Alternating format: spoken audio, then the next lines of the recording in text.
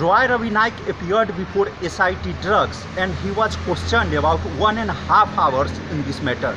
Earlier, Roy Ravi Naik had approached Panjim court seeking anticipatory bail, but the court dismissed his anticipatory bail application on the ground of mentability as there is no FIR so far in this matter.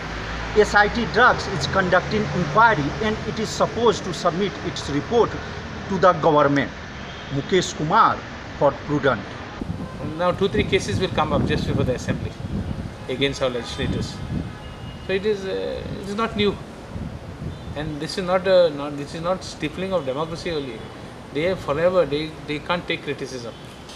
They can't take criticism because they got an agenda. And their agenda is to either have their own way, make money, do what they want, and call others thieves. That's their policy. Cases old आहात वयर चलतले new cases we create with. Cases are उलयता जाल्यार ketamine drugsचेर म्हाका दिसता the BJP is on the back foot. तेंगेला own partyचो oldest member general secretary परब म्हणतो तेगे factory हे मेळ्ळो हा आनी तो आनी कित case घालतलो. What face does he have to put a case on somebody else? रवी नायकाक काडले आपयल खंय रोया आपयला तो खंयच्या तोंडान आपयलो म्हाका समजना तेका. Do you have the face to call this Roy Naik? I don't think they have a face to call him.